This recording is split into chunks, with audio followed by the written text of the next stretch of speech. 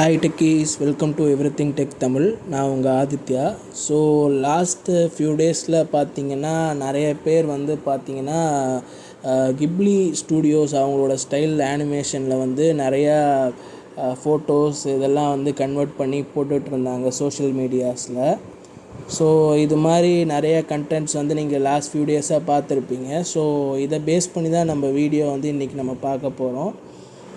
என்னென்னா, நம்ம வீடியோவோட கான்செப்ட் என்னன்னு பார்த்தீங்கன்னா, இந்த ஆர்டிஃபிஷியல் இன்டெலிஜென்ஸோ இந்த ஜென்ரேட்டிவ் ஏஐ வந்து எப்படி வந்து ஒரு ஆர்டிஸ்ட்டையும் வந்து அஃபெக்ட் பண்ணுது அப்படின்றது தான் நம்ம இந்த வீடியோவில் பார்க்க போகிறோம். ஸோ அங்கே வீடியோக்குள்ளே போகலாம். ஸோ இன்றைக்கி கண்டென்ட்குள்ளே போகிறதுக்கு முன்னாடி நம்ம இந்த ஸ்டூடியோ கிப்லி பற்றி நான் கொஞ்சம் பேசணும்னு நினைக்கிறேன். என்னென்னா, இந்த ஸ்டூடியோ கிப்லின்றதை வந்து 1985 ஹயோ மியாசாகி அப்படின்றவர் தான் வந்து கண்டுபிடிக்கிறாரு. ஸோ இவங்க வந்து பார்த்திங்கன்னா யூஸ்வலாக அனிமேட்டர்ஸ்லாம் எப்படி பண்ணுவாங்கன்னா, இந்த டைம்லலாம் சிஜிஐலாம் வந்துருச்சு.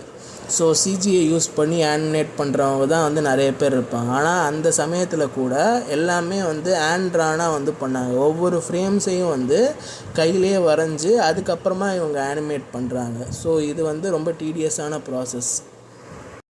ஸோ இப்படி வந்து அவங்க ஒவ்வொரு ஃப்ரேமையும் வந்து ஆண்ட்ரானாக பண்ணுறதுனால சம்டைம்ஸ் வந்து சில சீன்ஸ்லாம் வந்து ஓவர் இயர் வந்து எடுத்திருக்கு.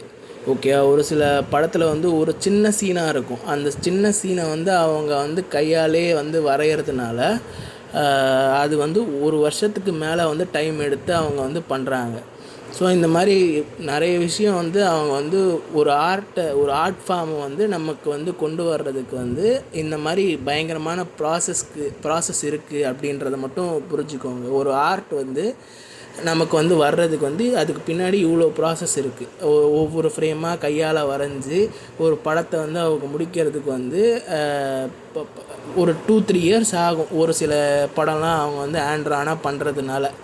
ஸோ இவ்வளோ பெரிய ப்ராசஸ் வந்து எடுக்குது. அந்த ஸ்டூடியோ கிப்லின்றவங்க வந்து இவ்வளோ பெரிய ப்ராசஸ் பண்ணி நிறைய படங்கள் வந்து அவங்க வந்து பண்ணியிருக்காங்க. கிரேவ் ஆஃப் த ஃபயர்ஃப்ளைஸு, ஸ்பிரிட்டட் அவே, இந்த மாதிரி நிறைய படங்கள் வந்து அவங்க வந்து பண்ணியிருக்காங்க. இதெல்லாம் பாருங்கள், அப்போ தான் உங்களுக்கு வந்து அந்த ப்ராசஸ் புரியும். அவங்க என்ன கஷ்டப்பட்டிருக்காங்க அப்படின்றது புரியும்.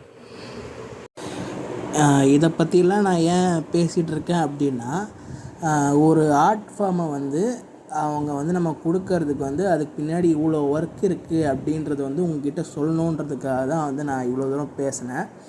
ஸோ என்னன்னு பார்த்தீங்கன்னா, இப்போ வந்து இந்த ஜெனரேட்டிவ் ஏஐ வந்து யூஸ் பண்ணி நீங்கள் இந்த கிப்லி ஸ்டூடியோஸோட ஆர்ட்டை வந்து உங்கள் பிக்சர்ஸ் அப்லோட் பண்ணி கன்வெர்ட் பண்ணிக்கிறீங்க இல்லையா? இது வந்து ஜஸ்ட் இன் ஃபியூ செகண்ட்ஸ் வந்து நீங்கள் பண்ணுறீங்க. ஸோ அவரோட ஆர்ட்டை வந்து இந்த மாதிரி ரெப்ளிகேட் பண்ணும்போது என்ன ஆகுதுன்னு கேட்டிங்கன்னா, அவரோட ஆத்தென்டிசிட்டி வந்து போயிடுது. அந்த ஆர்ட்டோட ஆத்தென்டிசிட்டி வந்து இப்போ கெட்டு போயிடுது இல்லையா? ஸோ இதனால் என்ன பிரச்சனைன்னு பார்த்தீங்கன்னா, இப்போ அவரே ஒரு ஆர்ட்டை வந்து நாளைக்கு விடுறாரு, ஓகேவா? இந்த மாதிரி அவர் ஆண்ட்ரான ஒரு ஆர்ட்டை வந்து அவர் ரெடி பண்ணி அவர் விடுறாருன்ற பட்சத்தில் அதோட ஆத்தென்டிசிட்டியை வந்து கெடுக்குது. ஸோ இதுதான் வந்து நான் ப்ராப்ளமாக பார்க்குறேன். ஸோ இது மட்டும் ப்ராப்ளமானு கேட்டிங்கன்னா, இது மட்டும் ப்ராப்ளம் கிடையாது. சாட் ஜிபிடி வந்து பார்த்திங்கன்னா, இப்போ நம்ம சப்போஸ் நம்ம சாட் ஜிபிடி கிட்டே போயிட்டு நம்ம வந்து எனக்கு வந்து ஒரு போயம் எழுது, suppose right a poem on solitude அப்படின்னு போட்டு நம்ம கொடுக்குறோம் அப்படின்னு வச்சுப்போம். அது வந்து அழகாக ஒரு போயம் எழுதி கொடுத்துருது. அது மட்டும் இல்லை, இப்போது ஏதாவது ஒரு பாட்டு எழுது அப்படின்னு சொன்னாலும் நமக்கு வந்து ஒரு பாட்டு எழுதி கொடுத்துருது. பாட்டு லிரிக்ஸோடு எழுதி நம்மகிட்ட கொடுத்துருது. ஸோ இதெல்லாம் என்னன்னு பார்த்தீங்கன்னா, ஒரு ஆர்ட் ஃபார்ம்ஸ் தான் இதெல்லாம். ஒரு போயம் எழுதுறதோ இல்லை ஒரு பாட்டு எழுதுறதோ இதெல்லாம் வந்து ஒரு ஆர்ட் ஃபார்ம்ஸ் தான். ஸோ இந்த ஆர்ட் ஃபார்ம்ஸ் எல்லாத்தையுமே வந்து ஏஐ பண்ணுது அப்படின்றப்போ அப்போ வந்து அந்த ஆர்டிஸ்ட்டுக்கெலாம் வந்து கண்டிப்பாக வந்து ப்ராப்ளம் தான். ஏன்னா வந்து இப்போ வந்து ஒரு ஆர்டிஸ்ட் இருக்கார், அவர் வந்து ஒரு பாட்டை வந்து எழுதுகிறார் அப்படின்னா ஒரு 2 days டைம் எடுத்துக்கிறாருன்னு வச்சுக்கோங்களேன். இப்போது இது வந்து ஒரு இப்போ வித்தின் செகண்ட்ஸ் வந்து இப்போ இதால் வந்து ப்ராசஸ் பண்ணி கொடுக்க முடியுது. லிரிக்ஸாக இருக்கட்டும் இல்லை ஒரு போயமாக இருக்கட்டும், அது மாதிரி வந்து கொடுக்குது அப்படின்றப்போ அந்த ஆர்டிஸ்ட்டுக்கு வந்து கண்டிப்பாக வந்து பிரச்சனை தான். அதே மாதிரி சோரா அப்படின்ற ஒரு ஏஐ மாடல் இருக்குது, அதுவும் ChatGPTயோடது தான். இது என்ன பண்ணுதுன்னு பார்த்தீங்கன்னா, இப்போ சப்போஸ் நம்ம வந்து ஏதாவது ஒரு ப்ராம்ப்ட் வந்து அதுக்கு கொடுக்குறோம் வச்சுக்கிடுவோங்களேன். சப்போஸ் வந்து இப்போ வந்து ஒரு ஆஸ்ட்ரோனாட் வந்து ஸ்பேஸில் இருக்கார், இந்த மாதிரி வந்து ஒரு வீடியோ வந்து எனக்கு கொடு அப்படின்னு நீங்கள் கொடுத்தீங்கன்னா அதை வந்து வீடியோவாக பண்ணி உங்களுக்கு வந்து கொடுத்துருது. ஸோ இது மாதிரி இருக்கிற பட்சத்தில் வந்து சிஜிஐ இந்த ஒர்க்ஸில் இருக்கிறவங்களுக்குலாம் வந்து கண்டிப்பாக வந்து அடிப்படும். இந்த மாதிரி ப்ராப்ளம்ஸ் இருக்குது. அப்புறம் நிறையா ஜென்ரேட்டிவ் ஏஐன்னு பார்த்தீங்கன்னா 1 2 இல்லை, ஏகப்பட்டது இருக்குது. ஸோ இந்த மாதிரி ஆர்ட் ஃபார்ம்ஸை எல்லாத்தையும் வந்து ஜென்ரேட் பண்ணக்கூடியது தான் இந்த ஜென்ரேட்டிவ் ஏஐ. இதனால் வந்து பார்த்திங்கன்னா ஆர்ட்டும் சரி ஆர்டிஸ்ட்டும் சரி அவங்களோட ஆத்தென்டிசிட்டி வந்து கெட்டு போகிற மாதிரி வந்து எனக்கு தோணுது. ஸோ இது வந்து கொஞ்சம் வந்து ரொம்ப டேஞ்சரான சிச்சுவேஷன் தான், அந்த ஆர்ட்டுக்கும் சரி அந்த ஆர்டிஸ்ட்டுக்கும் சரி.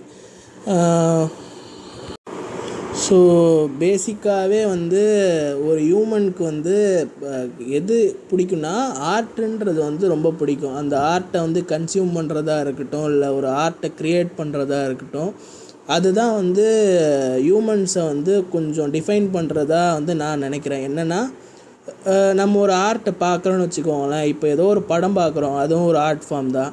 அந்த படத்தில் இருந்து நமக்கு ஒரு டேக்அவே இருக்கும். இல்லை நம்ம ஏதாவது ஒரு புக் படிக்கிறோம், அதுவும் ஒரு ஆர்ட் ஃபார்ம் தான். அதிலேருந்து நமக்கு ஒரு டேக்அவே இருக்கும். நம்ம வந்து ஒரு ஆர்ட் க்ரியேட் பண்ணுறோன்னு வச்சுக்கோங்களேன். அதுவுமே வந்து நமக்கு வந்து நிறைய விஷயம் வந்து கற்றுக் கொடுக்கும். ஸோ இதை வந்து ஏஐ ரீப்ளேஸ் பண்ணுறது வந்து எந்த அளவுக்கு வந்து கரெக்டுன்றது வந்து தெரியல.